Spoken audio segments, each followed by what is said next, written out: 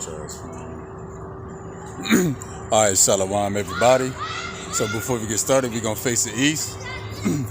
Let's give all praise, honor, and glory to Yahweh, Bahashem, Yahweh Shai, Bahashem, Rakakwadash. In Hebrew, that will be giving praises to our Almighty Heavenly Father, Yahweh, in the name of His only begotten Son, Yahweh Shai, who is our Lord and Savior, and the Holy Spirit, which is the Rakakwadash. Double honors to the elders and apostles of Great Millstone who taught us His truth. Honors to the brethren that's laboring doing the work to push the gospel, risking their life and freedom to do so. So we're just going to continue teaching through the New Testament. You know, the teachings of Yahweh Shai. Because the things written aforetime was written for our learning. And, you know, the thing which have been is that which shall be.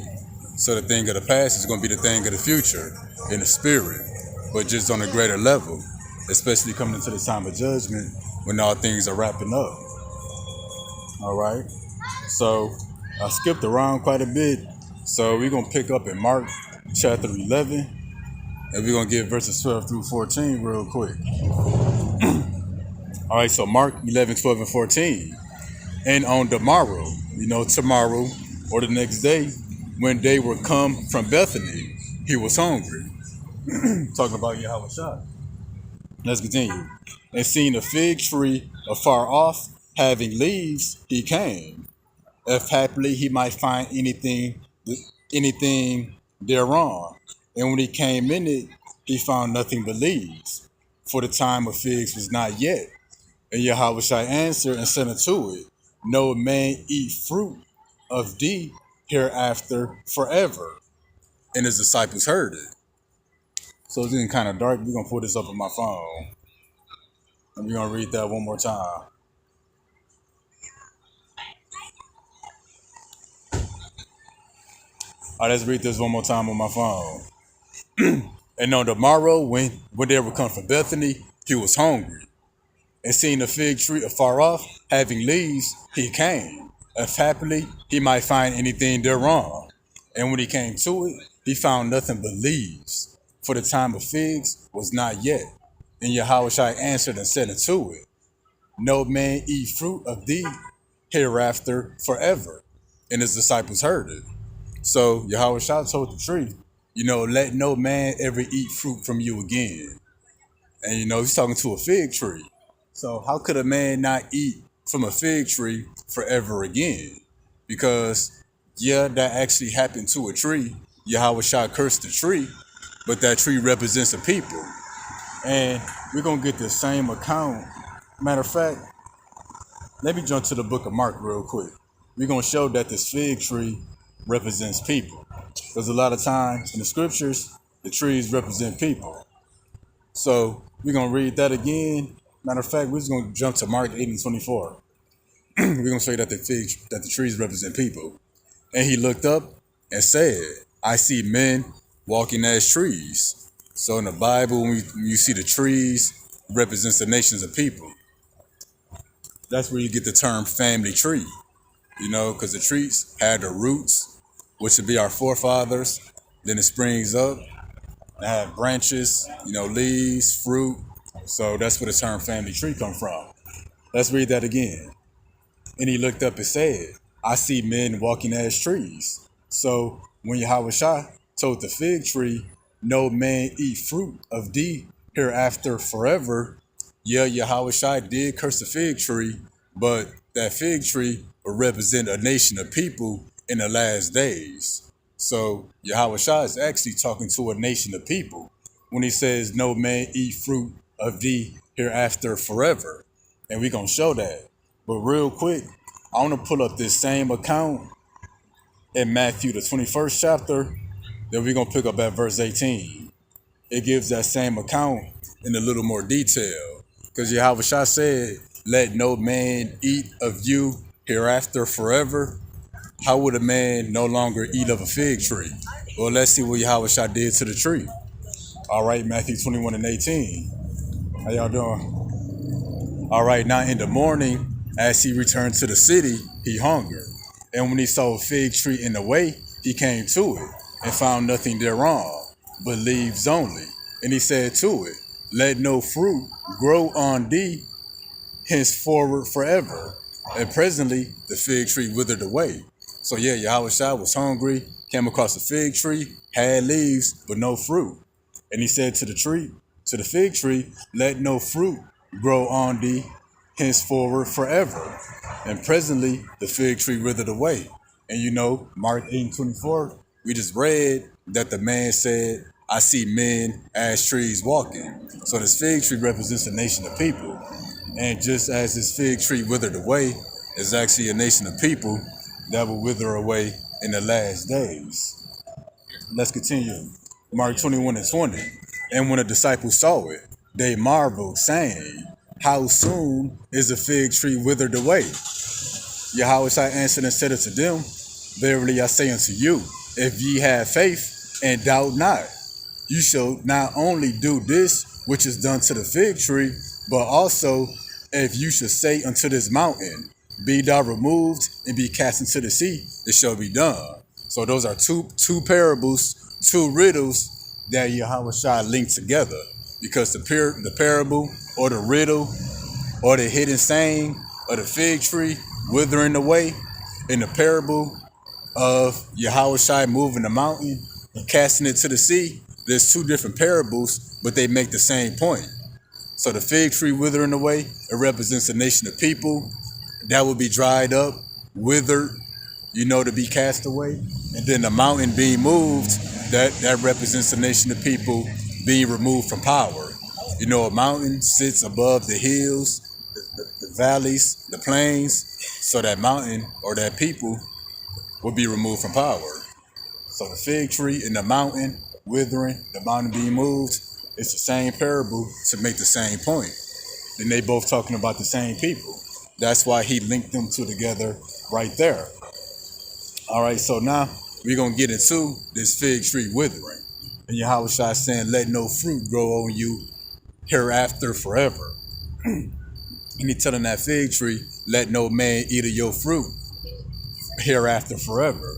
Let's get into what that means. All right, so now we're going to get Matthew, and we're going to get 7-16. We're going to get Matthew 7-16. Let me pull that up real quick.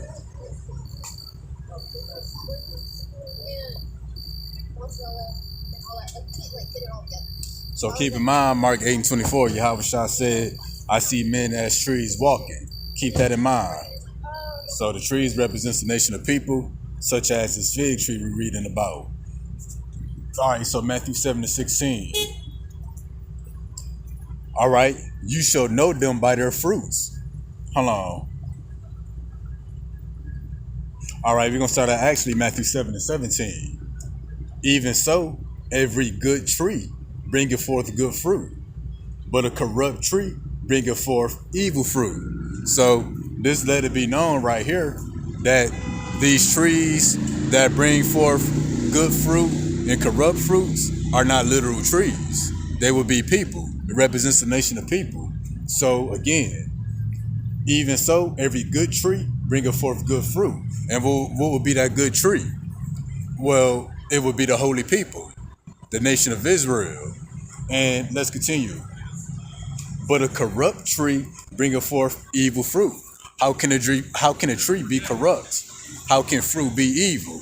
Unless it's not a literal tree. It represents nations of people. So yeah, evil people, corrupters, evildoers, they're going to bring forth evil fruit. And what's evil fruit? It's the doctrines and philosophies that people believe in, that they live by. And then those doctrines and philosophies that they believe in, that they live by, it causes them to do wickedly. So for example, an evil fruit. If you into idol worship, you believe a certain something is God, it has power over you. Well, because you believe that, you're gonna go worship that God. Now you're in idol worship. That's an evil fruit, and you will be the tree, the corrupt tree. And what's some examples of some evil fruit today? Well, you got LGBTQTs and trannies. That would be evil fruit, because what? There's a nation of people that promotes that in this world. That would be the so-called white man. He would be the corrupt tree that brings forth evil fruit. He tells the people that you can like whoever you want to like. You can like the same sex. You can like little children. You can like animals. You can be attracted to and marry objects. That would be evil fruit from a corrupt tree. Because again, the trees represent people. A tree can be corrupt, off into the ways of the world, doing the things that are the ways of man, or you can be a good tree that brings forth good fruit or righteous fruit, which would be the nation of Israel living by this word. All right. So let me continue. A good tree cannot bring forth evil fruit. Yeah, a righteous man can't bear evil fruit. A righteous man is not going to be given to LGBTQTs. A righteous man, righteous women too. They not going to be given to false idols, the ways of the world. Let's continue. Let's read that again and continue. A good tree cannot bring forth evil fruit. Neither can a corrupt tree bring forth good fruit. Yeah, a corrupt tree can't bring forth good fruit. And who would be the most corrupt tree out of all the trees in the garden? To my big brother, Prince of the Power, Shalom, Yahweh Bashim, Yahweh Shapa Rakadah, the water for, tuning in, checking on me. Yeah, Sagala sent me a picture of y'all, from the Passover link up. It's beautiful to see y'all brothers linked up. So, and he sent me your channel as well, couple going back to early, whenever the Passover was.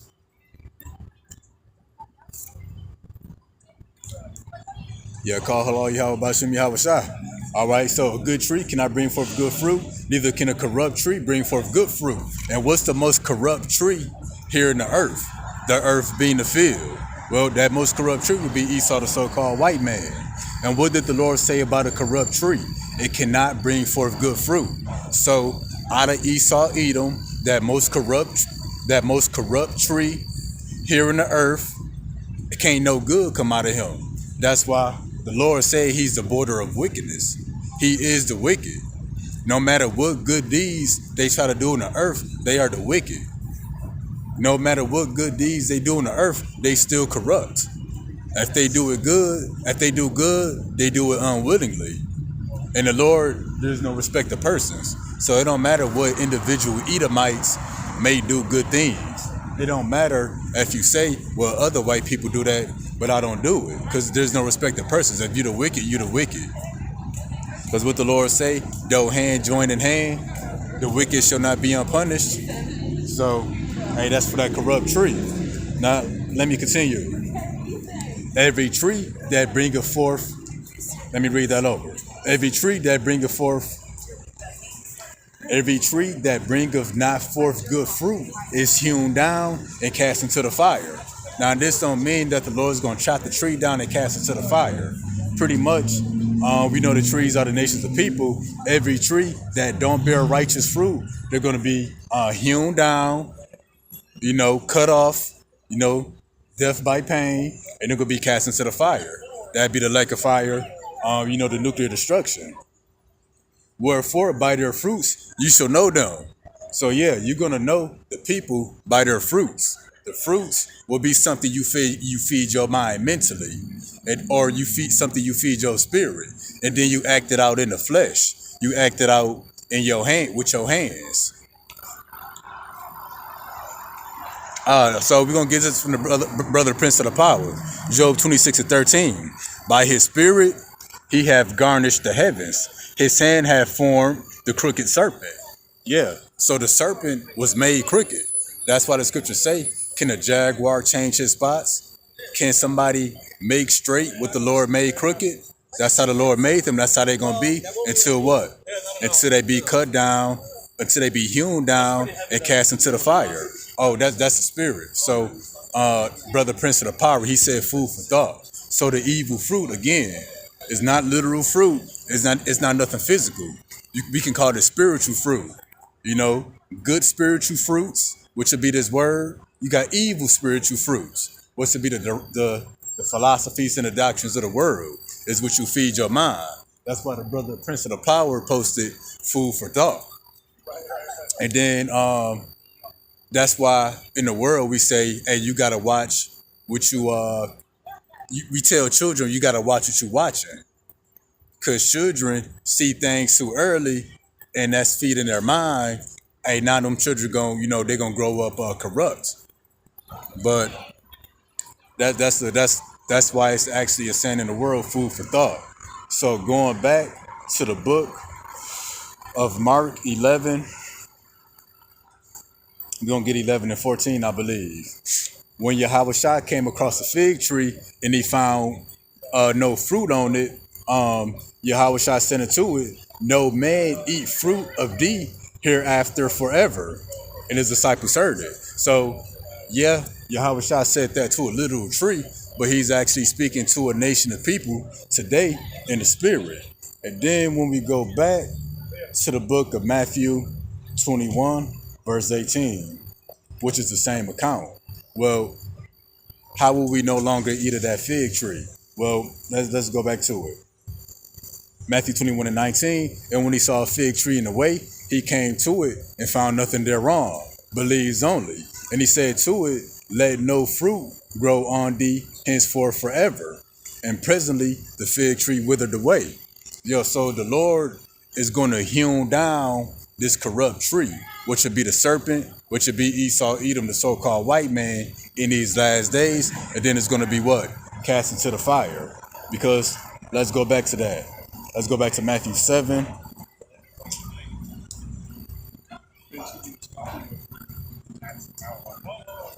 Now, actually, let me go back to, what was it? Matthew 7? Matthew 7. Because what the Lord says he's going to do to the fig tree is going to wither away so that no man eat of it again, meaning it's going to be hewn into the fire. So Matthew 7 and 19. Every tree that bringeth not forth good fruit is hewn down and cast into the fire. So that's why Yahushua made that tree wither away. All right, let me see. Oh, to the sister Queen Sheba, Yahweh Bashim Yahushua, Barakadah, the water for tuning in with me. Oh yeah. So that spiritual food, spiritual bread, spiritual fruits, that would be these precepts, the bread of life. That manna from heaven. Yahushua said, I am the bread of life. If you eat of me, you should never die. Roughly paraphrasing, that's this right here. All right, so let's get back to it real quick. All right, so we're gonna go back to Matthew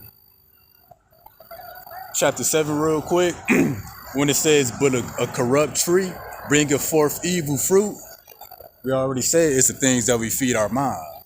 But check this out. We're going to go to the book of Hosea, chapter 10, verse 13. We're going to show what this evil fruit is. So Hosea 10 and 13. And this is what we all have partaken of growing up here in America. Ye have plowed wickedness. Ye have reaped iniquity. Ye have eaten the fruit of lies, because thou did trust in thy way in the multitude of the mighty man. So yeah, our people, we've eaten the fruit of lies. Esau Edom telling you that you can be LGBTQTs and trannies. You can transition back and forth between different genders. You can identify as a it, a they, or a she. That's the fruit of lies. Those are the lies that people feed their mind, and then they act it out in the flesh. So you eat the fruit of lies mentally, and then your hand is gonna work, is gonna manifest that wickedness. So let me read that again. You have plowed wickedness, you have reaped iniquity. You have eaten the fruit of lies, because thou did trust in thy way. Yeah, you trusted in your way and not the way of the Lord, which is this word. Trusting in your way, you believe something to be right. So that's what you live by. Well, hey, what you live by, what you gonna die by. All right? So, because thou did trust in thy way in the multitude of thy mighty man. Who is the mighty man today? The so-called white man. People trusting in their own ways and trusting in the ways of the people that sit above them. Because the scriptures say, what manner of man the ruler of a city is, so are all they that dwell therein. So the people being empowered, that's sort of like the standard that's set for the earth.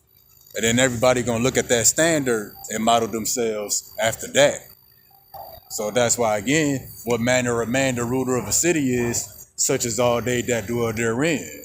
So when Yahweh Shah, going back to Matthew, let's stay right here real quick. Let's go back to Matthew 7 real quick.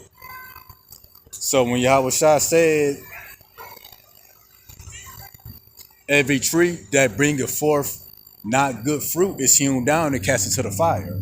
That's not a literal tree bringing forth a rotten apple. That would be a nation of people, which are the trees, bringing forth wicked fruit, evil fruits, bad food for thought, which are lies. Because Esau, what makes it a lie?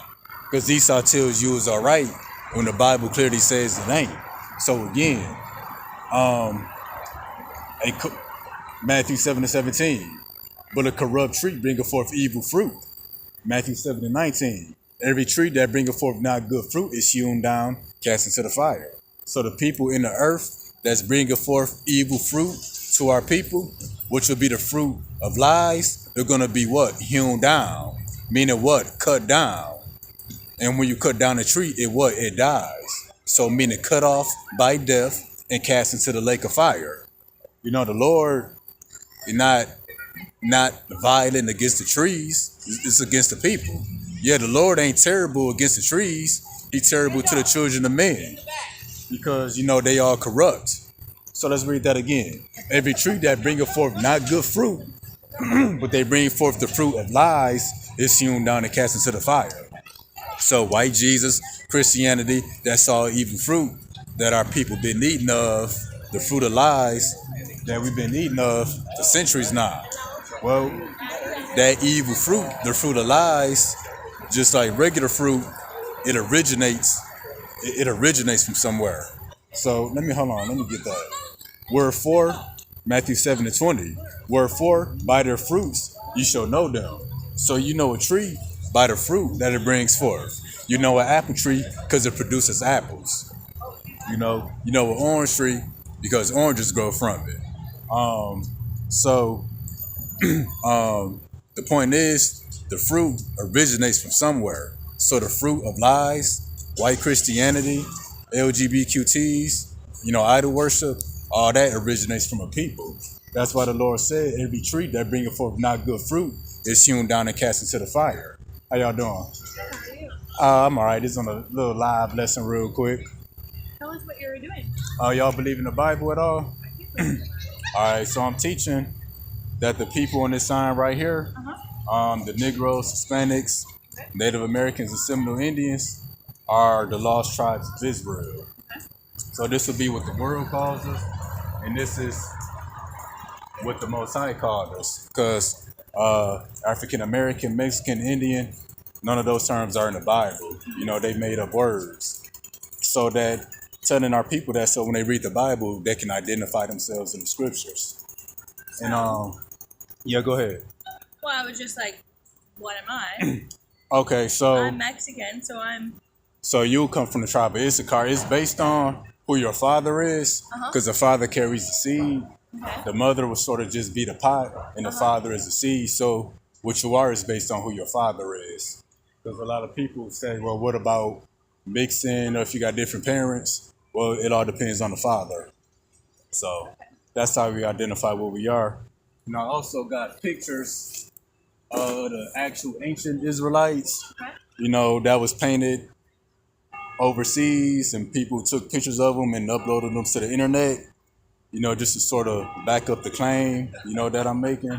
I like that you come prepared. Oh, yeah. Yeah, some people, I won't say Bible debates, but, people you're gonna believe have that, one you're thing. Oh, I'm sorry, you said what? You're going to have that since you're out here. Oh, yeah, I'm here to show the truth. So if somebody believes otherwise, I'm going to kind of show them why that's not correct, based on the scriptures. So the whole The purpose, curses? What is that?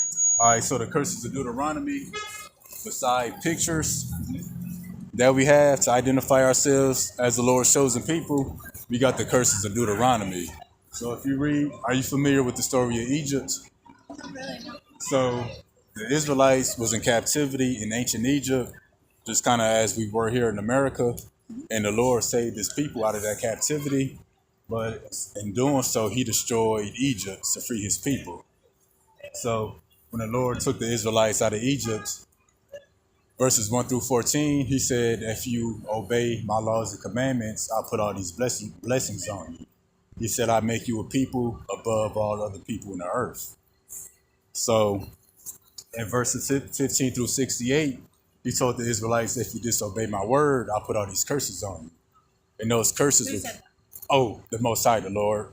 He's telling that to the, Jesus? no, that would be his son, but the actual Most High himself, the Lord. Oh, you mean what is his name? Oh, so who the world calls God, his true name would be Yahweh. You know, he has a Hebrew name. But he told his people, the Israelites, I put these curses on you for you disobeying me. And the curses would pretty much be oppression, that they would be at the bottom of all other people, which is who the Negroes, Hispanics, Native Americans. We're at the bottom of society all over the world.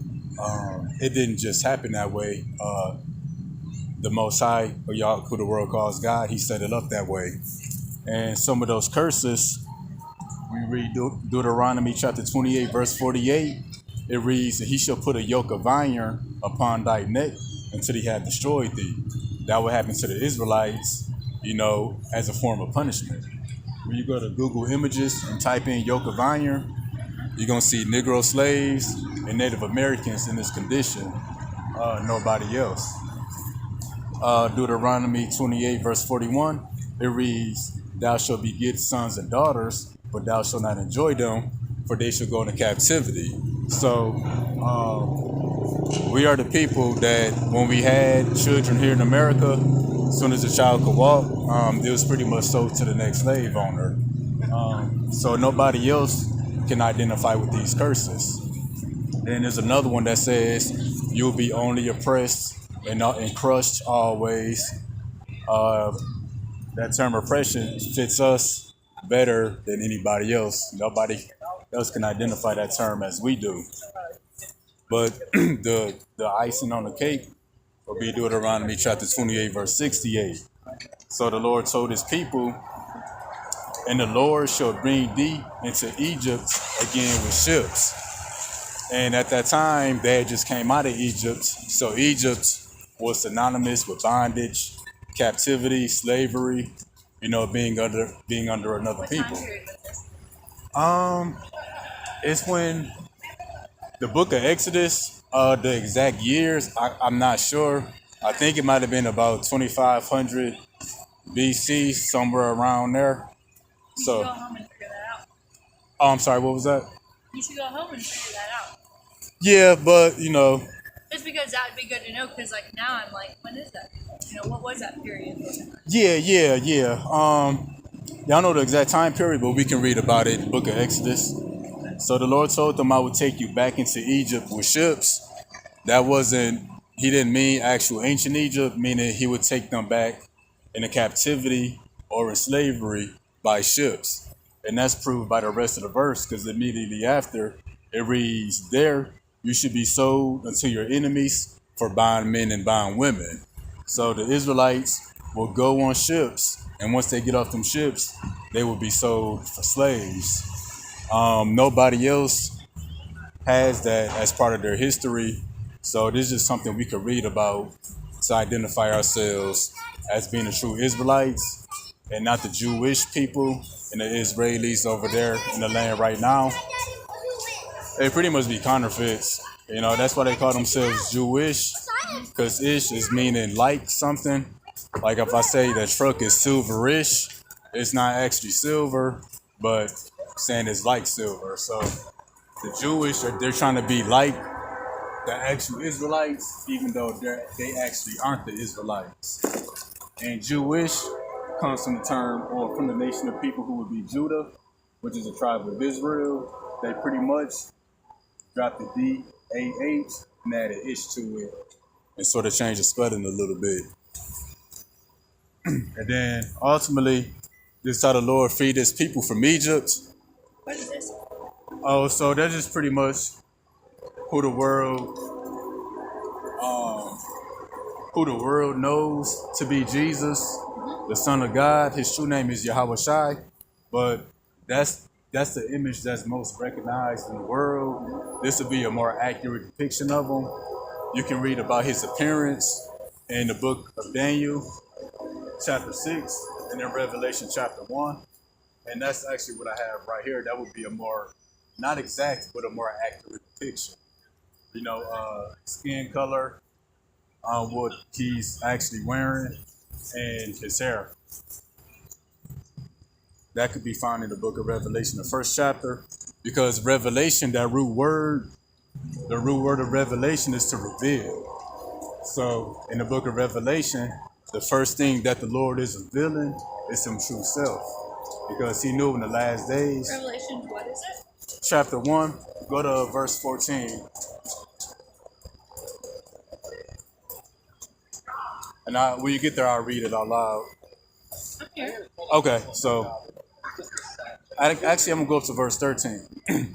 And in the midst of the seven candlesticks, one like unto the Son of Man, the Son of God, clothed with a garment down to the foot. That's what I'm wearing, a garment down to the foot. I was wondering. Yep, so the true men of the Lord, they're going to be wearing garments down to the foot and not tuxedos. And we wearing this, we pretty much, Is it bad if we wear tuxedos? no, it's not bad for wearing one. It's just, when the Lord comes back, he's not going to be wearing a tuxedo. He's going to be wearing one of these. Mm-hmm. So us wearing one, we preparing the minds of the people on what to look for, for those who believe. But let me finish reading this real quick. All right, so Revelation 1:13, and in the midst of the seven candlesticks, one like unto the Son of Man, clothed with a garment down to the foot, and girt about the paps with a golden girdle. That's why he has like a golden belt, golden waistband. All right. His head and his hairs were white like wool, white as snow. So the Son of God, Yahweh Shai, who the world calls Jesus, he has woolly hair. And here it says his hair was white as snow, and his eyes were like as a flame of fire, and his feet like unto fine brass, as if they did burn in the furnace. So, the color of your feet is the same color of the rest of your body. So how his feet looked, it looked like brass that's been burned in the furnace. And that's what I have right here. It's pretty much just a dark brown. And it says, in his voice, as the sound of many waters. So that describes that right there. And I actually got some more pictures right here. I've never thought about that, but I could see that, because why would Jesus be white? I've always wondered that. Yep, well, Because we all come from him. Every single one of us. yeah, exactly. Yep, and then his parents, Mary and Joseph, when they fled from King Herod, pretty much it was a Roman government official. When he heard that the baby Messiah, Jesus, Yahweh Shai, was born, he wanted to kill the baby. So they fled into Egypt. And everybody know Egypt, Egyptians are dark. So that's why they fled into Egypt, where they could blend in that.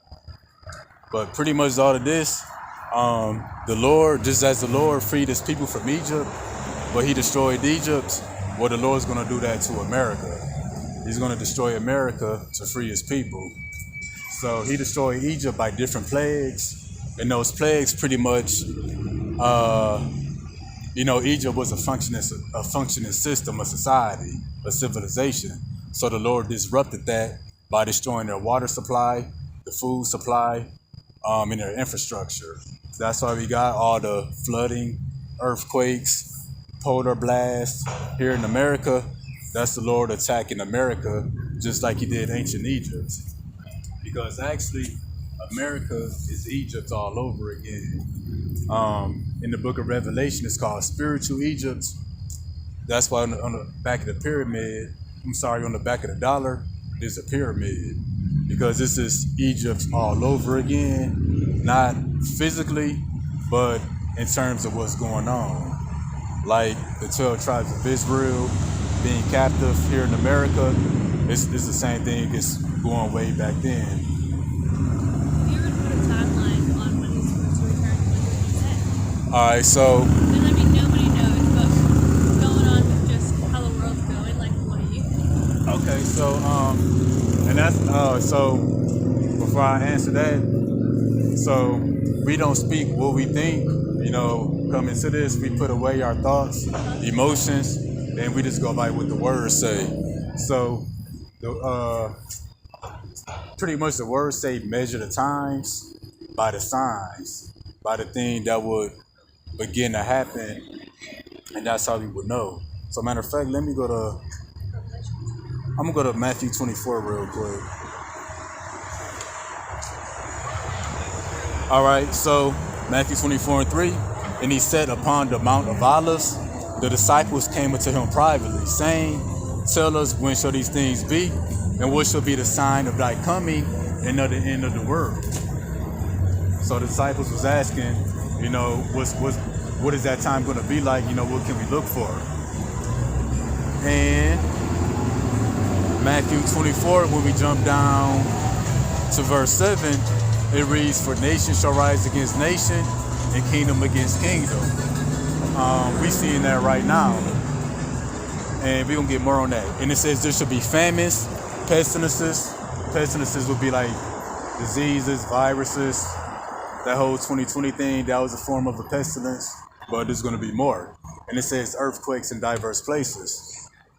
That's why a record high of how many earthquakes has been recorded recently. Then let's continue. And it said, let me read that again. For nation shall rise against nation, kingdom against kingdom, and there should be famines and pestilences and earthquakes in diverse places. All these, hold on. Beginning of just actually another one. Let me see. Okay, going up to verse 6. So it says, and you shall hear of wars and rumors of wars. See that you be not troubled, for all these things must come to pass, but the end is not yet. We in that time right now of wars and rumors of wars. Russia versus Ukraine, China versus Taiwan. That's a rumor that's going around. What else? North Korea versus South Korea. That's another rumor. So they all gonna come to pass, but it's gonna start off as a rumor, you know, to pretty much the different countries preparing for battle. So that's how we know it's real, the end or his return is real close, because we've seen all these different wars break out. And we know in all these wars, America is in the center of all of that drama. So it's going to be a World War III, and that'll be the final war. And also how we know that the time is close too, because the mark of the beast is coming. The mark of the beast will be the RFID microchip. You want to jump to Revelation with me real quick? Yeah. Go to Revelation chapter 13. And we're going to start at verse 16. All right. And he caused of all, both small and great, rich and poor, free and bond, to receive a mark in their right hand or in their foreheads. And this mark will be the RFID microchip. The next part gonna prove it. And that no man might buy or sell, save he that hath the mark or the name of the beast or the number of his name. So this mark is going to allow you to buy and sell. And yep, it's a yes, a lot of that going on. That's why some places that your debit card that got the chip, you can wave it over the thing. They now got it to what this brother just said. Then they got it to where they got palm readers now that you pay by putting your palm up. That's all leading up to the microchip, because pretty much the U.S. dollar is going to crash, and America is trying to convert to a cashless digital society. Yeah, that's it's like what already is. Like I use Yep. Apple Pay and all my cards on my phone. Yep, that's all. It's preparing the world for this, and that's why Bitcoin and all the digital currencies has been popular. They shifting the world towards a digital society, um, because paper money, coin money, not gonna be a thing. It's gonna be all digital, and that's gonna have to be kept on a digital device, and that'd be the RFID microchip in the hand. And looking back at Revelation 13 to 16, um, it says to receive a mark in their right hand. We just discussed that one, and it says in their foreheads. That would be the Neuralink brain chip that Elon Musk is developing. So pretty much, they can download information from the brain and upload information to the brain by microchips that'll be placed around the skull. So the mark, rather be in the hand or the forehead, is just the microchips that's going to be implanted into the body, and that's really just to control society. You know, once upon a time, we had yokes of iron on our neck. Well, this is going to be a digital slavery. You know, if you do anything that the government doesn't like a lot of people today, what I'm doing, or protesting against the government, or if you say something wrong on social media, they can like just turn off your microchip. Yep, because it's going the digital currency is going to be owned by a central bank, meaning it's owned by the government. I went on a like a new television show like Uh huh. maybe 6 7 months ago. Yeah. And I love the Lord. Like truly, like I've always known Him. I've always grown up in a household that is just based in the Bible and like really gets into it. And then growing up, my parents kind of strayed away and didn't really get into the Bible. But it's something that's like I really love Him and like having my own relationship with Him. But on this show, every time I said something about the Bible, they were like, "Hey, no, we want you to say this." And I was like, "Honestly, you can send me alone. Like, I love the Lord, and this is what gives me peace." And so I like really want to talk about it. But my director, one of the directors, and it was like a blessing that I even had her because she was like, "Logan, I would leave rooms like middle of the show, but it was like my life. I was in an experiment really, to see if I could like break under pressure with my best friend, and kind of see if we could turn from one another. And see, they really wanted to see like, I don't know, I feel like the Lord says like a man is supposed to be a leader. So when it comes to a relationship sense, I want my husband to have more knowledge of the Bible than me. And so like in a sense, so I can grow more strong in my relationship and I can help my friends out. And my best friend just wasn't at that state. And so yeah, I feel like a lot of times the world is like shut you down as soon as you're talking about Jesus. Yep. Especially on like Netflix, Roku, or Hulu. Like they don't want that on their platform also. So I like really commend you for coming out here and doing this. Oh, thanks. So yeah,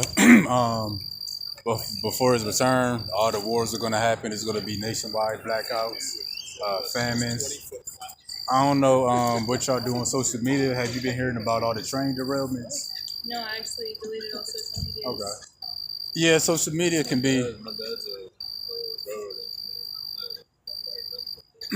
Okay. you talking about like when it froze a while back and they had that like engine like in downtown? No, actually, I think I still got some screenshots on my phone I can show real quick.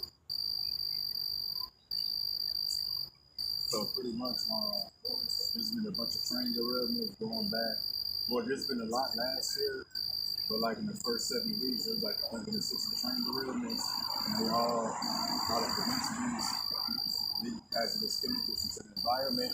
It's pretty. I know when you're talking Okay, about. yeah, it's gonna contribute to a famine, and then the water supply because being it's contaminated. killing literally everything. Yeah, it's all by design because they want to force the people pretty much in the submission. Pretty much, so how we read that no man can buy or sell unless he got the mark. That nobody can buy food or water unless they, got the microchip. So, yeah, there's gonna be famines, nationwide blackouts, internet outages. The data's gonna collapse, and that's what I'm out here for, to push the truth of the Bible, because you will never hear it in the church. The church will just tell you the Lord's not gonna let this or that happen. The Lord is gonna always. So where do you go to church? I don't go to church. You don't. You just read Bible And study? Yep. This to myself. Do you have a community? No, I got other people that I study with and talk to throughout the country. We all might link on the phone or something and study that way, but no church. Yeah, cause Do you have friends that love the Lord? oh, I'm sorry, you Do said you what? have like friends that love the Lord here that you can like be a part of? So it's not about being with somebody who I think loves the Lord. It's what they believe, because everybody claims to love the Lord, Yeah, but like I'm saying, like they actually like have different takes on the Bible. So if we have different outlooks on the Bible, I mean, we can have a relationship outside of the Bible, but we can't really study together because I'm getting something different from it and they getting another thing from it. So I have friends, but not for studying purposes. would you get friends that you study with? Or is that not really something you're even looking for? So I got a guy that he's in, he doesn't live here. He lives a little ways away. We study together. We may link up once or twice a month, but I'm not necessarily looking. Just kind of push the word. So yeah, that's all I'm doing. I just feel like you should be alone. Oh no, I appreciate it. No, I'm not alone. I'm not alone. I mean, I know you're not alone. I mean, yeah, but yeah, I don't. So the Bible speaks about narrow is the path and straight is the gate. So it's the narrow path. With a narrow path, it's kind of a lonely walk. You know, you can't have a big crowd of people. But it also says broad and wide is the gate that leads to destruction.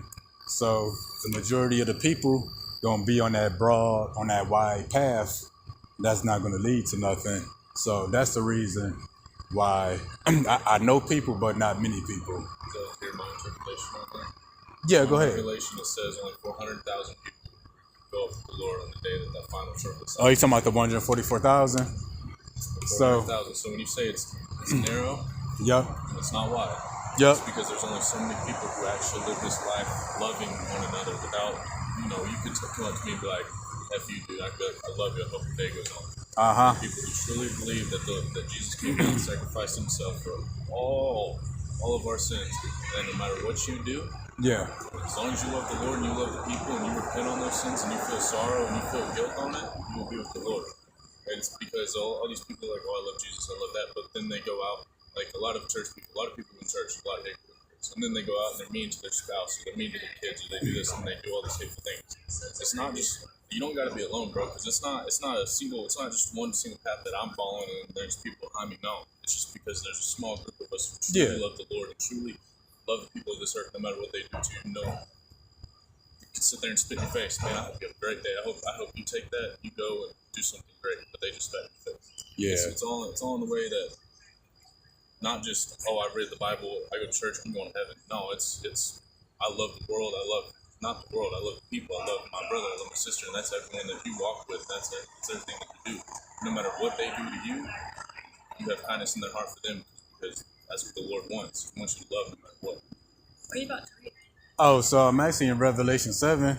So it's going to be more than 144,000 people that get saved. 400,000? That's what it says in Revelation. No, I'm sorry. It's I got it right here. There's a 4 in it, but it's 144,000. But that's not all who's going to be saved. So when we start at Revelation verse 4,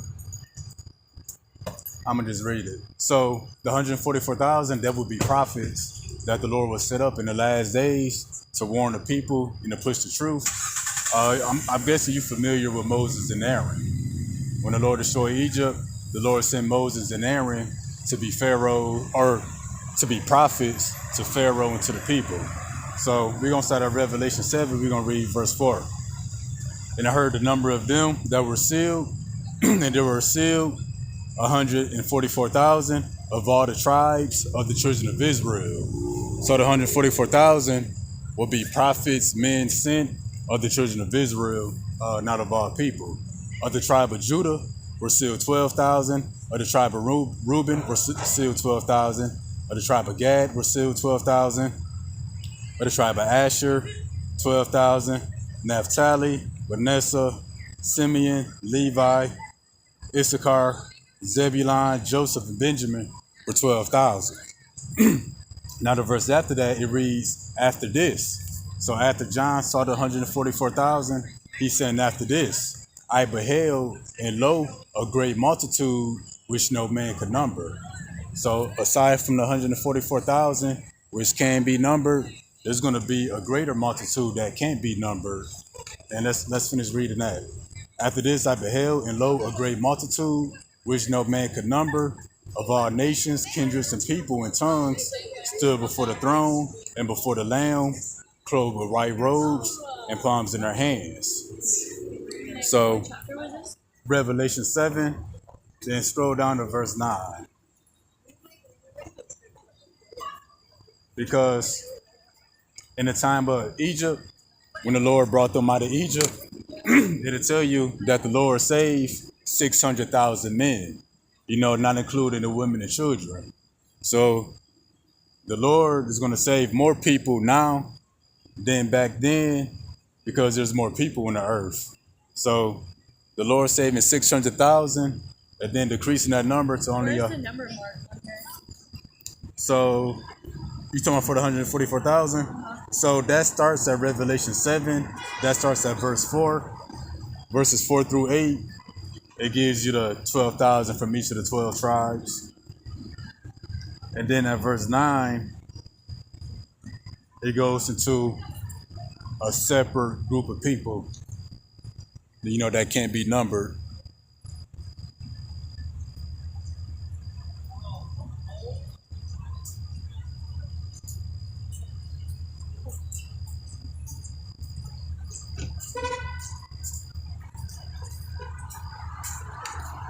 But in Oh yeah. this was the last pointer. So yeah, pretty much the Lord is not coming. He's coming to save his people, but not all of his people. The scriptures tell you that the Lord is gonna, that 2/3 of the nation of Israel is gonna die in judgment, and that's different from the time of Egypt, because the whole nation, all of Israel, got saved. At that moment. But at this moment, at this salvation, only 1/3 of the nation of Israel is going to get it. They would be called the elect in the scriptures, meaning elected to receive mercy and salvation. And after that, in the kingdom of heaven is going to be established here in the earth, and that the nation of Israel is going to rule in the kingdom of heaven, and that all other nations of people, they're going to go into captivity under the Israelites. Because when we read Revelation 13 and 10, it says, he who leads into captivity shall go into captivity. And then when you go into Isaiah chapter 14, verses 1 through 2, it specifies, which people are going into captivity. So that's pretty much what I'm pushing. Just telling the people what's going to happen, and then they just have to live, wait, and see if it happens. And if it happens the way that I read it, who the true men of the Lord are. The 144,000. Because the scriptures say, speak to the people, whether they hear or forbear, and they know that a prophet had been among them, because those prophets gonna say correctly the things that's going to come to pass as it was written. So all the Christian pastors and the churches and the preachers, they're going to be found out to be liars because they didn't warn the people, and pretty much everything that they preach, none of it will come to pass. So that's pretty much pretty the last point. Well, thank you for sharing. Oh yeah, definitely. All right. Have a good night. All right, you too. All right, let's see. Yahweh's messengers. I believe the rest of the name would be Reasonable Service. Shalom Makia. To my big brother Amawan Yasha Allah. Shalom. To my brother Kalab, the brother Hope. Shalom. Hey, to my big bro out there in Houston, Nakawan. Shalom. So yeah. So we back to it. Hey, she was interested until she heard that last point, but let me get some of that now. We're gonna switch focus. Let me see. Exodus. We're gonna go we gonna tackle this 144,000 thing. See, that's why we out here. See, people think they can stump us with the scriptures or outsmart us, but that's why we were sent out here. Excuse me. So let me, man, we just gonna continue with the lesson. I ain't gonna even get into that. All right, so I gotta refresh myself real quick. Where was we at? All right, so we're gonna read Matthew 11, verse 12 again. We're gonna refresh. Matthew 11 and 12.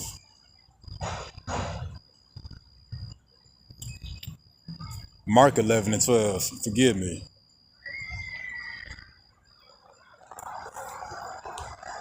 And on the morrow, when they were come from Bethany, he was hungry, and seeing a fig tree afar off, having leaves, he came, if happily he might find anything thereon. And when he came to it, he found nothing but leaves, for the time of figs was not yet. And Yahushua answered and said unto it, Yahushua said unto the tree, no man eat fruit of thee hereafter forever. And his disciples heard it. So Yahushua cursed the tree, that no man would eat of it after, ever again, and the tree withered away. Well, what Yahushua said to that tree actually applies to a people today. And then when we go to Matthew 21 to get that same account, just for me to review real quick, to refresh where I was at, Matthew 21 and 18. Now in the morning, as he returned into the city, he hungered. And when he saw a fig tree in the way, he came to it and found nothing thereon, but leaves only, and said to it, let no fruit grow on thee henceforward forever. And presently the fig tree withered away. So Yahushua cursed the tree that it withered away, that no man could eat of the fruit thereof evermore. And that goes for a people, because Mark 8 and 24, the scriptures say, and I see men walking as trees. So yeah, Yahushua was talking to a fig tree, but that applies to a tree today. And that tree would be the nation of Edom, the so-called white man. So now when we jump to the book of Matthew 7 to 16, we're going to get more on these trees, which the trees are the nations. That's where you get the term family tree, because all people start from somewhere. All right, but Matthew 7 to 16. All right, even so, every good tree bringeth forth good fruit, but a corrupt tree bringeth forth evil fruit. So again, this ain't literal trees. A tree can't be good or corrupt. So this will be people. People can be good or corrupt. Good, meaning you living by this word. Corrupt, meaning you living against the word. Let's continue. A good tree cannot bring forth evil fruit. Neither can a corrupt tree bring forth good fruit. Who would be that good tree? That would be the seed of Jacob, the nation of Israel. And who would be the corrupt tree? It would be all the other nations. But among those corrupt trees, there's one tree that's more corrupt than the rest. That would be Esau, the so-called white man. Let's continue. Every tree that bringeth not forth good fruit is hewn down and cast into the fire. So every tree that brings forth not good fruit is going to be cast into the fire, and that's the lake of fire. All right. So also touching back on Hosea 10 and 13. Let's show what an evil fruit is. Let's show what the evil fruit is so we can tie this all together real quick. All right, so Hosea 10 and 13. Ye have plowed wickedness, ye have reaped iniquity. What do you plow and then you reap the benefits? You sow a seed, you plow the field to sow a seed to reap the fruit. So just how it started off, you have plowed wickedness and reaped iniquity. That's going into that evil fruit. Let's continue. You have eaten the fruit of lies, because thou did trust in thy way in the multitude of the mighty men. So yeah, the fruit of lies is everything that Esau, the so-called white man, pushed. And what did we just read in the book of Matthew? Every tree that bring not forth good fruit is hewn down and cast into the fire. And what's some of those evil fruits? Well, once again, white Jesus, the white man Christianity, everything that they push, LGBTQTs, they oppositions of science, evolution, the Big Bang Theory. You can be what you want. You can do what you want. Free will. You know, they law and justice. You know, those are the fruit of lies. You know, that's forced on our people. So I think one of the last points I was making before they came up is that you know a tree by its fruit. An apple has a source. It's from an apple tree. An orange has a source. It's from an orange tree. Well, the wickedness that we see in the earth, it has a source. And the source goes back to who? The so-called white man. Who taught our people they could be trannies, LGBTQTs? The so-called white man. Who told you can lay with the same sex? Lay with animals. Lay with children. Lay with robots and objects. The so-called white man. He tells you whatever make you feel good, you can do it. Well, who gave you white Jesus and Christianity? It wasn't a Chinese man. It was Esau, the so-called white man. So that's the fruit of lies. That's evil fruit. And remember, a corrupt tree brings forth evil fruit. And the brother, the prince of the power, when he posted Ecclesiastes 7:13, consider the work of God. Let's continue. Let me read this again. Consider the work of God, for who can make that straight which he have made crooked? And that's concerning the people. And again, that's why the scriptures say, which I said earlier, it say, can a jaguar change its spots? Can what the Lord made crooked be made straight? And what was made crooked? The serpent. Well, who would that serpent be today? It would be that corrupt tree, which would be the so-called white man, the nation, the family of Edom, that brings forth what? Evil fruit. You know, the fruit of lies. And you know, that's why the brother Prince of the Power also posted, you know, that's food for thought. You know, food for your body, you got good food and bad foods. Well, same thing with your mind. You got the fruit of lies, or you got the fruits of truth, which Lord willing, I get to the fruits of truth. But we're going to tackle the fruit of lies. That's everything that Esau tell you that contradicts the Bible. He tells you that is okay. And you believe in it and trust in it. And then what? You go act it out. You go perform, manifest that wickedness. Now you're getting gender reassignment surgeries and doing all other kind of BS, you know, what the rest of the world is doing. Well, that's why what did Yahweh Shah say? You know, a tree that brings forth not good fruit. A people that bring forth not good fruit. People that feed you the fruit of lies, well, that tree is going to have to be hewn down, cast into the fire. And that's why Yahweh Shah told the tree, let me go back to it. That's why Yahweh Shah told that tree, let me have 20 seconds. So when we go to Mark 11 and 12, will Yahweh Shah tell that tree in verse 14, I think.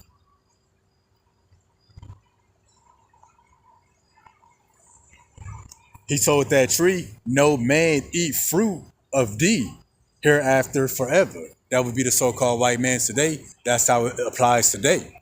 That's why Esau gonna be cut off. So that what? That no man could eat of the fruit of the lies of the so-called white man. So meaning that we can't, our people, not only the people, but the rest of the world can't feed their mind the lies that the so-called white man gives. LGBTQTs, pedophilia, you know, war, all kind of stuff. Let's read that again. And Yahweh Shah answered and said unto it, no man eat fruit of thee hereafter forever. And how would the Lord make sure that no man would eat of this fruit of the so-called white man again? The fruit of his lies. Well, we're going to get that same account in Matthew 21. And I think,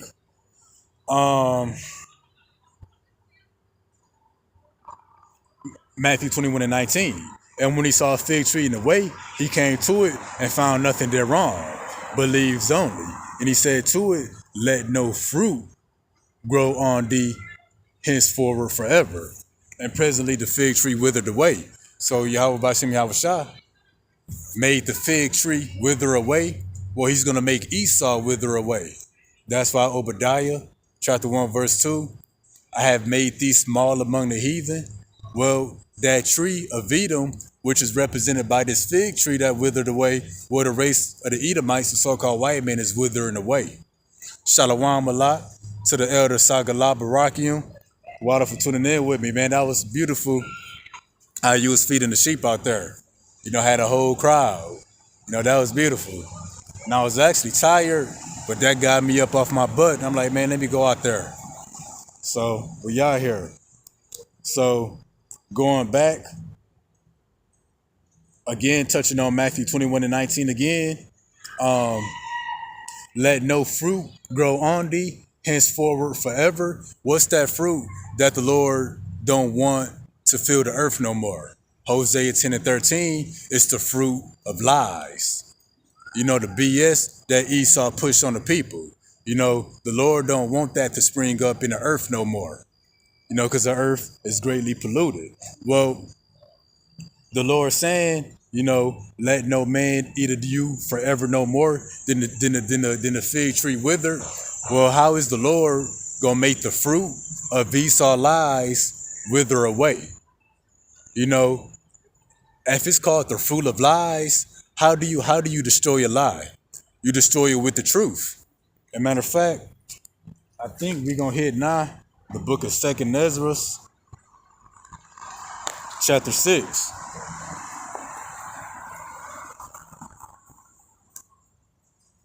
All right, now I'm trying right to it. All right, 2nd Ezra chapter 6. We're gonna start at like verse 27.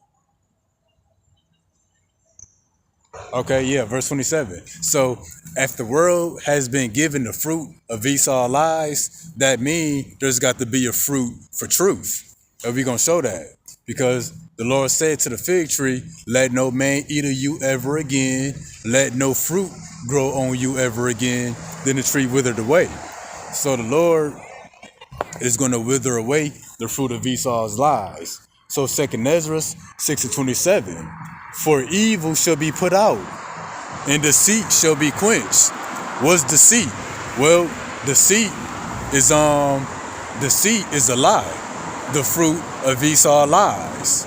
It says deceit shall be put out. Evil should be quenched. What's evil? That's the evil fruit from that corrupt tree. A corrupt tree brings forth evil fruit. Now let's read that again. 2nd Ezra 6:27. For evil shall be put out, the evil fruit from the corrupt tree, the evil doctrines and philosophies, the lies of the so-called white man, and deceit shall be quenched. As for faith, it shall flourish. Corruption shall be overcome. And the truth, which hath been so long without fruit, shall be declared. So here, truth is being compared to as a fruit. So just like Hosea chapter 10:13, the Lord said, you have eaten the fruit of lies. Well, deceit and evil gonna be quenched and put out, meaning no more, by the fruits of truth. And that would be this word. Oh, Khan, yeah. Yeah, y'all brothers inspire me every day. When I scroll on my feed and I see the brothers going out, I'm like, yup. All right, the brother Sagala posted Hebrews 10:24. Let us consider one another to provoke unto love and to good works. Hey, that's when you being spiritual. You got brothers out here, they watch other brothers just to condemn them or to see what they doing wrong. But let's read this again. And let us consider one another to provoke unto love and to good works. All right. Oh yeah, 1st Ezra chapter 4 verse 35. Is he not great that maketh these things? Therefore, great is the truth, and stronger than all things. So yeah, what we just read, that evil is going to be put out. What's that? The evil fruit, and that deceit shall be quenched. And what's that deceit? That's the fruit of Esau's lies. Well, it's going to be put out by what? It's going to be put out the truth that's been without fruit. So yeah, the fruits of truth, the good fruit, the righteousness, the word is going to put out the evil fruit.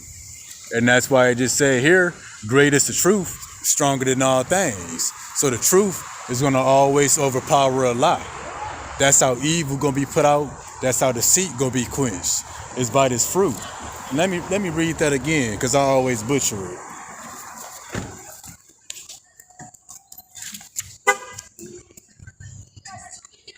All right, so Second Ezra. Dang. Second Ezra 6:28. As for faith, it shall flourish. Corruption shall be overcome, and the truth, which have been so long without fruit, shall be declared. So, and that's how and this truth is making Esau wither away. You know, since his word has been filling the earth, their population has started been decreasing.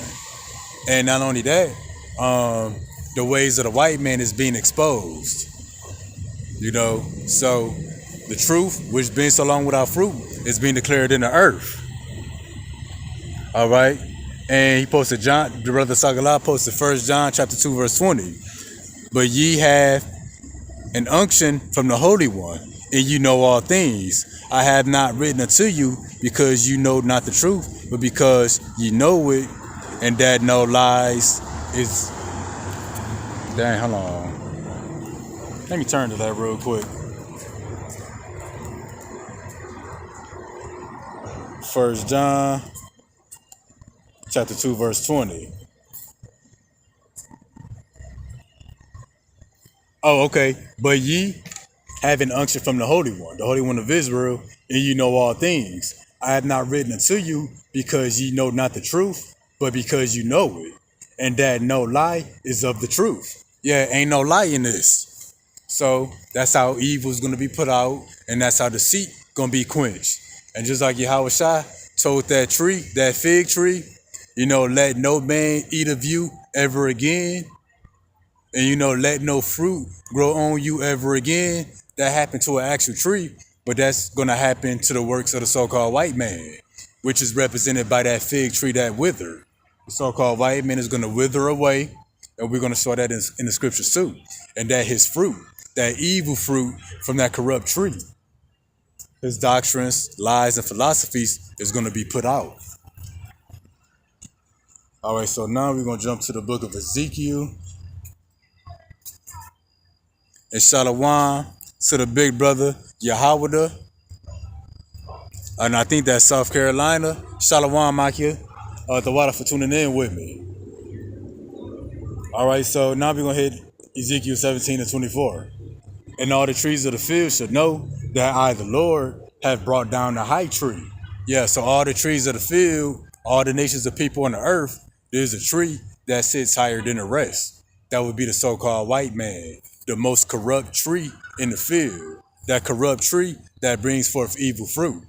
So what? Any tree that brings forth not good fruit is hewn down and cast into the fire. And that tree that's going to be hewn down is this high tree right here. So it's being hewn down, cut to pieces by this word, the sword of the spirit, and then what? That tree that brings forth evil fruit going to be cast into the fire. So let me read this again. Ezekiel 17, verse 24. And all the trees of the field shall know that I, the Lord, have brought down the high tree and have exalted the low tree. So we the tree, the nation of people that sits lower than everybody else in the earth. But the Lord says he's going to bring down that high tree. So let's continue with the verse. Have dried up the green tree. So that high tree is the green tree. That high tree was flourishing. You know, fruit full of lies. You can pick that, that's LGBTQTs. You can pick that, be a tranny. Pick that fruit, pedophilia. Pick that tree, white Jesus. Pick that tree, Scientology. Pick that tree, free will. I'm sorry, pick that fruit, you know, the fruit of Esau's lies. So the Lord said he brought down the high tree, and it says, have dried up the green tree. So that green tree is being dried up, just as Yahushua, you know, said about the fig tree. Matter of fact, let me jump back to that real quick. Matthew 21:18. And when he saw a fig tree in the way, he came to it, found nothing thereon, but leaves only, and said unto it, let no fruit grow on thee henceforward forever. Hey, so the white man not a lies. He really, he's still pushing out stuff, but he getting sloppy with it. And then when you go into Mark 11, I think 12, it says, let no man eat of this tree, hence after forever. Hey, so that's the high tree, the most corrupt tree in the field, being dried up, withering away by the fruits of the truth. That's the tree being hewn down. So that what? It could be cast into the fire. Oh, the water. Yeah, I'm glad you tuned in with me. All right, so let me read Ezekiel 17:24 all the way through. So I'll be stopping all over the place. All the trees of the field, all nations of people shall know that I, the Lord, have brought down the high tree, have exalted the low tree, have dried up the green tree. You know that fig tree that's represented by Esau today, he's withering away, and have made the dry tree to flourish. And what's that dry tree flourishing? Well, let me go back to 2nd Ezra 6:28. As for faith, it shall flourish. Corruption shall be overcome, and the truth, which have been so long without fruit, shall be declared. So that low tree beginning to flourish, that's the truth, which have been so long without fruit, being declared. This low tree is bearing fruit once again. And this won't be the fruit of lies, or evil fruit. This will be the fruit of righteousness, the fruit of truth. All right.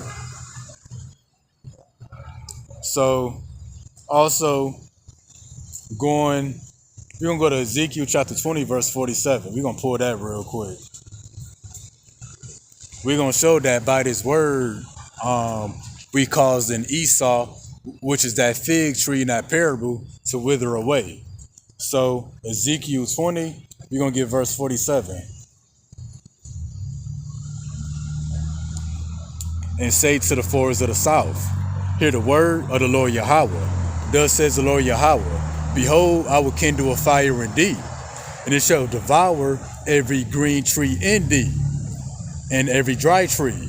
The flaming flame shall not be quenched, and all the faces from the south to the north shall be burned therein. So yeah, that's Esau being withered away by this word. He's being dried up, only to be cast into the fire. Excuse me. And we're going to actually go to that in the book of Obadiah real quick. So again, Ezekiel 20:47, the Lord says, I will kindle a fire in thee. That's going to devour every green tree. That's how that green tree going to be brought low. And it's going to devour every green tree and every dry tree. And this fire, which is this word, cannot be quenched. Also going in the book of Obadiah 1:18, the house of Jacob shall be a fire, and the house of Joseph a flame. That's by this word. And the house of Esau for stubble. They shall kindle in them and devour them. That's that tree. That's the tree that was once green that's going to be devoured. Esau is being devoured right now. He's withering away. All right. And they shall kindle in them and devour them. And there shall not be any remaining of the house of Esau, for the Lord hath spoken it. And that's what the Lord is talking about in Ezekiel 20:47. When it says, I will kindle a fire in thee, kindle a fire in the house of Jacob, in the house of Joseph, which will be the 12 tribes collectively. It shall devour every green tree. That's all the other nations of people, that shared in our oppression. They shall devour every green tree and every dry tree. And the flaming flame shall not be quenched. But also too, we're gonna go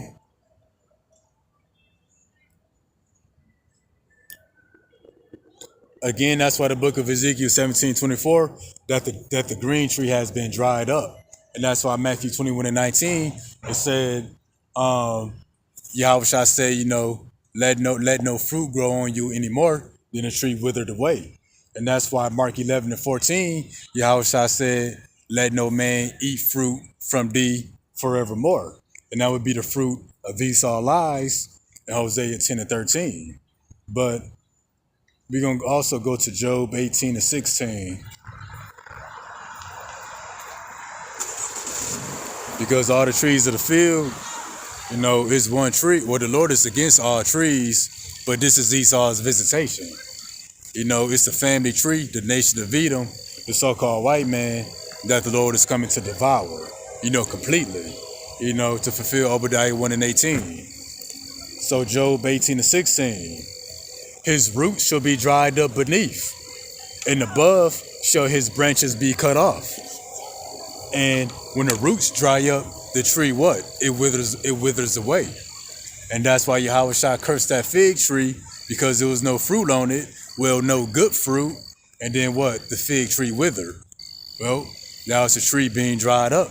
Same as Esau, the so-called white man. His roots shall be dried up beneath, and above shall his branch be cut off. And see, hey, that's how you know the trees are people. It says his, but it's talking about the roots and the branches. Let's continue. His remembrance shall perish from the earth, and he shall have no name in the streets. That's how it's going to accomplish that no fruit will grow on that tree forever. That's how no man will eat of that tree ever again. So again, his remembrance shall perish from the earth. He shall have no name in the street. He shall be driven from light into darkness and chased out of the world. He shall neither have son nor nephew among his people, nor any remaining in his dwellings. What's your dwelling? It's your house. That's why Obadiah read that there shall be none remaining of the house of Esau. There will be none remaining of the dwellings of Esau. And that's why Isaiah 14, the Lord said what? That he's going to cut off son and nephew from Babylon. And we know Babylon goes into the so-called white man. When you read Psalms 137, verses 7 through 8, the children of Edom, in the next verse, talks about the daughter of Babylon who must be destroyed.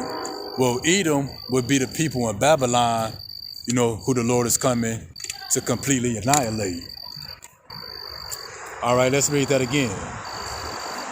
He shall neither have son or nephew among his people, nor any remaining in his dwellings. Well, for that, I just got to go to Isaiah 14 real quick.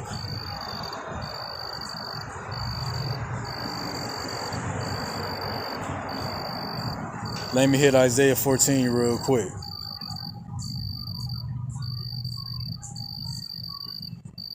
All right, prepare slaughter for his children, for the iniquity of their fathers, that they do not rise nor possess the land, nor fill the face of the world with cities. For I will rise up against them, saith the Lord of hosts, and cut off from Babylon the name of who? Esau, Edom, the so-called white man. To cut off from Babylon the name, and remnant, and son, and nephew, saith the Lord. So he's going to cut off son and nephew. The man carries the seed. Good job, buddy. Thanks. So when you cut off son and nephew, when you cut off the man, hey, that's the roots being dried up. When the roots is dried up, the tree is no more. When you cut off the son and the nephew, which is the man of that nation is no more. All right, so Job 18, let's continue. He shall neither have son nor nephew among his people, nor any remaining in his dwelling. They that come after him shall be astounding at his day, as they that went before were affrighted. So when the high tree is brought low, when that fig tree that withered, that brought forth evil fruit, the fruit of lies, is hewn down and cast into the fire, people going to be astonished. Because just previously, the people were affrighted at the sight of the so-called white man. His sword, his military, his disease, because he's a wicked, he's a serpent. So let's read that again. They that come after him should be astonished at his day, the day of his destruction, his downfall, as they that went before were affrighted. So the same people that live in fear because of the so-called white man, they're going to see him be brought low, hewn into the fire. Mainly, it will be the elect that seated. But, everybody seated in the kingdom, hey, that they brought low. Surely such are the dwellings of the wicked. And what's the dwelling? It's your house. So surely such are the dwellings of the wicked, and this is the place of him that knoweth not Yahweh Bashim Yahweh Shah. And we know who the wicked is in Malachi 1 and 4. So just reviewing before we close out, we're going to pull up Mark 11 and 12, and then we're going to pull up Matthew 21 and 18. So just reviewing. Mark 11 and 13. And seeing a fig tree afar off, having leaves, he came, if haply he might find anything thereon. And when he came to it, he found nothing but leaves, for the time of figs was not yet. Yahushua answered and said unto it, no man eat fruit of thee hereafter forever. So Yahushua said that to a tree, but this fig tree that has no fruit would be that of the so-called white man. You know, his lies, deception, his philosophies. Yahushua gonna make sure that no man of the nation of Israel or anybody else of the earth eat the fruit of Esau's lies anymore again. And then when you come to Mark 21, and I think 19, and when he saw a fig tree in the way, he came to it and found nothing thereon, but leaves only, and said to it, let no fruit grow on thee henceforward forever. So the fruit of Esau's lies is going to be put out. Evil is going to be put out. Deceit is going to be quenched. So the evil, the lies, the deceit, that evil fruit would be, again, his LGBTQTs, white man's Christianity, evolution, the Big Bang Theory, their oppositions of science is going to have no place here to earth. It's going to be put out by what? By the fruits of righteousness, which is his word. 2nd Ezra 6 and 28. As for faith, it shall flourish, and the truth, which has been so long without fruit, shall be declared. So that's how, and this truth that's been so long without fruit, this word, the fruits of righteousness being declared, is hewing down Esau. Because every tree that brings forth not good fruit is hewn down, cast into the fire. It's a process. It starts with this word, the fruits of the truth. That's hewing down Esau. You know, and with the brother Sagala posted that the truth, that nothing is stronger than the truth. So the truth is always going to be stronger than a lie. So this word, the truth, is going to overpower the doctrines and philosophies of the so-called white man. And that's what we're seeing take place right now. So this corrupt tree, this corrupt nation of people that's only brought forth evil fruit, the fruit of lies, Hosea 10 and 13 is already being hewn down by the word. Well, what's next? The Lord said it's going to be hewn down and cast into the fire. And that's going to be accomplished by the nuclear destruction. And then again, touching Ezekiel 17:24, the Lord is going to bring down the high tree and the green tree is going to be dried up. That's that fig tree withering away. Esau is being dried up. He got low sperm count, low testosterone. Their population is falling. Obadiah 1 and 2, that I have made thee small among the heathen. You know, Esau being exposed, he cannot hide himself. You know, hey, Esau, he all out. He can't be hid. So that's a high tree being brought low, and dry up the green tree. Esau's being dried up. So all the evil and deceit, again, it originates, it has a source. The source of the apple is the apple tree. The source of the lies and the deceit, misinformation, evil fruit in the earth, it originates with the so-called white man. So as the white man's population is decreasing, his ways and his philosophies are going to begin to die off with him. So Yahushua said, let no fruit go from you forevermore. And that would be accomplished by the fig tree withering. When something withers, it can't produce fruit.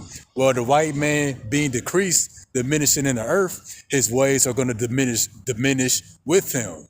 But it's already being diminished by this truth, by this word. And then after that, he's going to be finished off by being cast into the fire. So LGBTQTs, oppositions of science, the white man's Christianity, Scientology, free will, all that's going to die off in the fire. and that's the earth being cleansed. You know, the elements melting in the physical level, but also in the spirit. You know, the fruit of Esau lies is going to die with him in the fire. Now let me see if we got any more real quick. And then again, touching Job 18-16, when it read that his roots should be dried up and his branches shall be cut above, and that's the Lord cutting off son and nephew, that it would be no remnant in his dwellings in the house of Esau. So he's being burned up by this word. He's going to be burned up by those nuclear missiles.